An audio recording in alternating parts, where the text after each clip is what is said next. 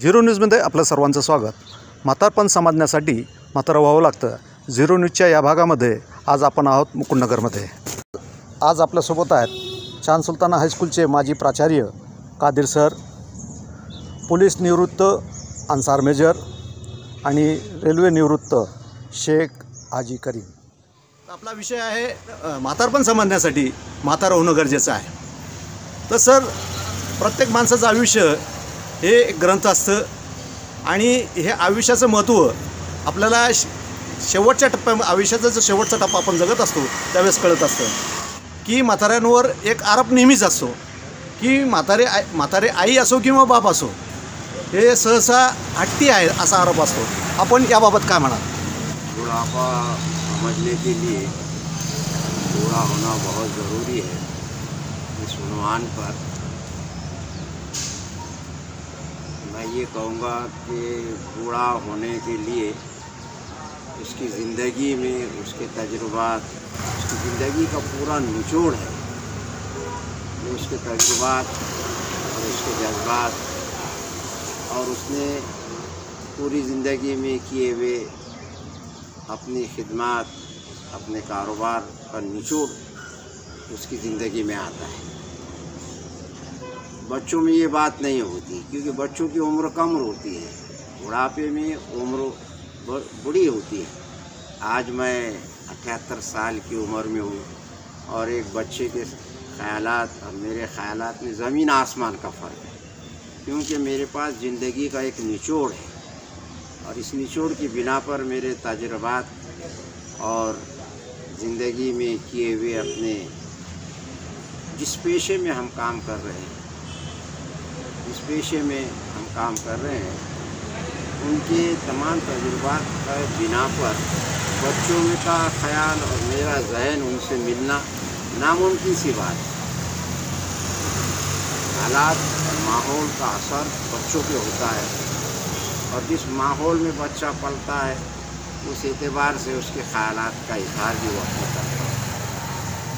सबसे बड़ी बात है कि घर का जो निज़ाम है, घरेलू जो माहौल है, माँ बाप जिस माहौल में रहेंगे उसी माहौल का असर बच्चों पर पड़ता है. सर, माझा जो प्रश्न आहे तो आहे की आई बाप हट्टी असतात, हा आरोप जो आहे तो कितपर्यंत खरा आहे?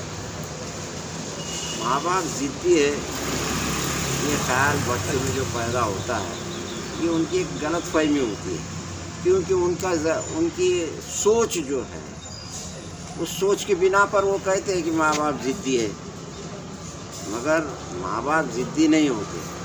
बच्चों का मुस्तकबिल बनाने के लिए माँ बाप को अपने तजुर्बात के बिना पर अपने बच्चों के ऊपर मेहनत करना ज़रूरी होता है. तांजा सर, हाच प्रश्न तुम्हाला आहे की आपणही आपल्या आईबापावर आरोप लावला होता आणि आपल्यावरही ते आरोप आहे, हे कितपत खरं आहे? मी शेख अन्सार शब्बीर, रिटायर पोलीस. माझं वय आता 70 आहे. मला रिटायर होऊन सुमारे 10 वर्ष पूर्ण झालेले आहे. मी पोलीस खात्यामध्ये नोकरी केली आहे. नोकरी करताना खूप अडचणी आलेल्या आहेत. खूप अडचणी म्हणजे खूप आलेल्या आहेत. बऱ्याच वेळा प्रसंगावर सावधान राहून कामं करावं लागतं. आईवडिलांची शिकवण आम्हाला काम आली. आईवडिलांनी आम्हाला चांगलं घडवलं, चांगलं शिक्षण दिलं. वास्तविक पाहता आमची आई तर विड्या बांधत होती आणि वडील नगरपालिकेमध्ये कर्मचारी होते. एवढ्या अडीअडचणीतून आम्ही शिक्षण पूर्ण केलं आणि नोकरीला लागलो. मुलांनासुद्धा मी दोन्ही मुलांना पोलीसमध्ये लावलेले आहे, परंतु त्यांचे विचार माझ्या विचाराशी जुळत नाही. कारण मी त्यांना नेहमी म्हणत असतो की भाऊ देवधर्म करा, हे करा, ते करा. ते म्हणतात वेळच भेटत नाही. आम्हीसुद्धा पोलीस खात्यामध्ये असताना बऱ्याच वेळ देवधर्म केलेले आहे, नमाज पठण केलेली आहे. त्यांनासुद्धा आम्ही शिकवतो की व तुम्ही नमाज पठण करून जा. ते म्हणतात आम्हाला कामावर वेळ मिळत नाही. वास्तविक पाहता त्यांना आम्ही शिकवलं, घडवलं. ते खूप चांगले आहेत. त्यांना कुठल्या प्रकारची सवय नाही. नोकरी इमानीद्वारे करतात, पगार मिळतो, परंतु त्यांना वळण सरळ लागलेलं नाही. माझा प्रश्न तोच आहे की त्यांचे आरोप आईबाप हट्टी असतात, हे खरं आहे का? नाही.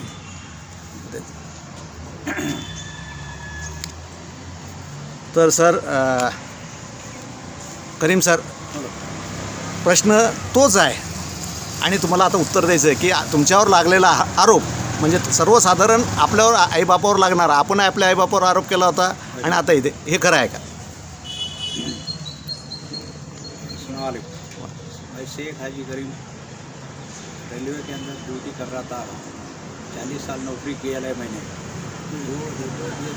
कैसे बहुत कुछ अड़चन आ गई थी हमारे पास, ये हिसाब से चल रहे हैं।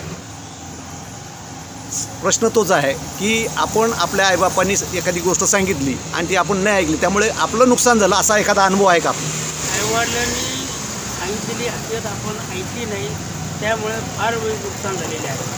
त्याचं कारण असं आहे की आईवडील आपल्यापेक्षा मोठे असतात, त्यांचे आज्ञा करायला पाहिजे, त्यांनी सांगितलेले शिकवून आपल्याला पाहिजे। म्हणजे शिक्षणाच्या गोष्टी तुम्ही ऐकल्यामुळे तुमचं नुकसान झालेलं आहे। आईवडिलांनी सांगितलेलं आम्ही आईवडिलांनी सांगितल्याप्रमाणे आम्ही शिक्षण पूर्ण केलं नाही आणि पूर्ण शिक्षण न केल्यामुळं चांगल्या हुद्द्यावर नोकरी करू शकलो नाही, परंतु खात्यातून हुद्दा आम्ही प्राप्त केला।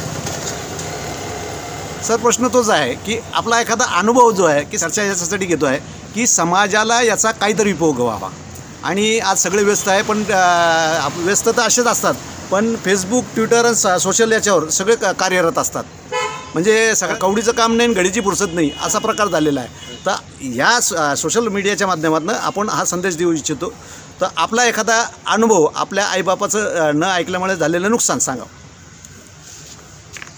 मेरी अपनी बदनसीबी ऐसी है कि मेरे माँ बाप बचपन में ही चले गए, इस दुनिया फ़ानी से चल बसे। मैं बिल्कुल छोटा ही था, मगर एक बात ये ज़रूरी है कि माँ बाप के खून में जो बात होती है वो औलाद में आती है, और उस माँ बाप के अंदर जो असरात होते हैं उन्हीं असरात की बुनियाद पर उसकी औलाद अपनी ज़िंदगी आगे बढ़ाता है। मेरे माँ बाप माहौल में पढ़े, समाजी खिदमत में पढ़े, खिदमत खल्क में रहे, इसका मुझे इल्म था। लोगों ने मुझे इस बात को बतलाया कि हमारे सरपरस्त जो थे वो खिदमत खल्क में लगे रहे, और उसी बात मेरे अपने में भी वो आई है कि मैं आज खिदमत खल्क में जुड़ा हूँ।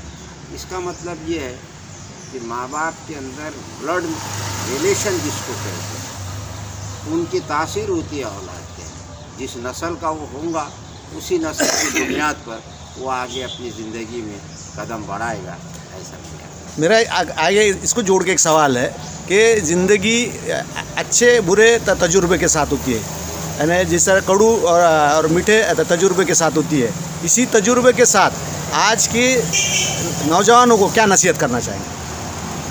आज के माहौल में हमारे समाज के नौजवान बड़े गुमराह हो रहे हैं, जिसको कहेंगे जिम्मेदारी के तहत कहना। टीवी, मोबाइल, इसके असरात ये हमारे लिए मुफीद है, ये जो जदीद आलात है ये हमारे लिए मुफीद है, बेशक इसमें कोई शक नहीं, मगर इसका इस्तेमाल सही नहीं हो रहा, और इसके इस्तेमाल गलत होने की वजह से माहौल ख़राब हो रहा है, दीनदारी नहीं रही और बड़ों का अदब नहीं रहा, छोटों की इज्जत नहीं रही। ये बड़े अफसोस की बात। इल्म जो है इनसे जो है इंसान बनता है, अदब से ही इंसान बनता है, और अदब नहीं रहेगा। और एजुकेशन तो आजकल बहुत लोग हासिल कर रहे हैं, आला तालीम हासिल कर रहे हैं, मगर उनमें अपने माँ बाप का अदब, उनमें जो अखलाक और दीदारी, हुज़ूर पाक सल्लल्लाहु अलैहि वसल्लम ने फरमाया कि जिसके अखलाक अच्छे वो सबसे बेहतरीन शख्स, और वो बात ही लोगों में पैदा नहीं रही तो वो इल्म किस काम का। आज डॉक्टर बन गए, वकील बन गए, बड़े ऑफिसर बन गए, और माँ बाप का अदब नहीं है, माँ बाप की बेइज्जती हो रही है, माँ बाप का कहना नहीं मान रही, तो वो औलाद किस काम की। तर आपलं म्हणणं असा उद्देश आहे की शिक्षणाबरोबर माणसांना धार्मिक असणं ही गरजेचं आहे। बिल्कुल बिल्कुल, तालीम जो है ये इंसान को अपना मज़हब क्या है, दीन क्या है, ये सिखाती है। इल्म जो है ये बहुत बड़ी दौलत, इल्म कहते हैं बे इल्म का जीना भी एक किस्म का मरना, किसी ने कहा है। है शम्मा की सूरत है इल्म की शम्मा से हस्ती का उजाला है, इल्म की शम्मा से हस्ती का उजाला, बे इल्म का जीना भी एक किस्म का मरना, लो इसकी जो हो सुस्त तो कौन अपना मिला दो, बे इल्म का जीना है एक किस्म का मरना। तर सर आपण पोलीस खात्यामध्ये आपलं आयुष्य घालवलेलं आहे आणि आपण गुन्हेगार बनताना बघितले आणि त्याचं प्रमुख कारण आपल्या याच्याप्रमाणे आईबापाचे संस्कार हेही त्याच्यात एक महत्त्वाचं होतं. तर याबाबत आपण तरुणांना आता आज काय संदेश द्याल? मला असं सांगायचं आहे की गुन्हेगारी केव्हा का वाढते, कारण काही गरजा पूर्ण होत नाही घरातल्या किंवा बाहेरच्या, स्वतःच्या फायद्याकरता काहीतरी करायचं आणि त्याच्यातून पैसा मिळवायचा आणि त्याच्यामुळं तो चोरीसारखा किंवा मोठ्या गुन्हा होण्याची शक्यता असते. त्यामुळं माणसाला शिक्षण अतिशय महत्त्वाचं आहे आणि शिक्षण घेतल्यानंतर ह्या गोष्टी लक्षात येत नाही. चोरी का करतो माणूस? परिस्थितीनुसार चोरी करतो. घरी खायला प्यायला स्वतःला खर्चायला पैसे नसले तो माणूस चोरी करतो.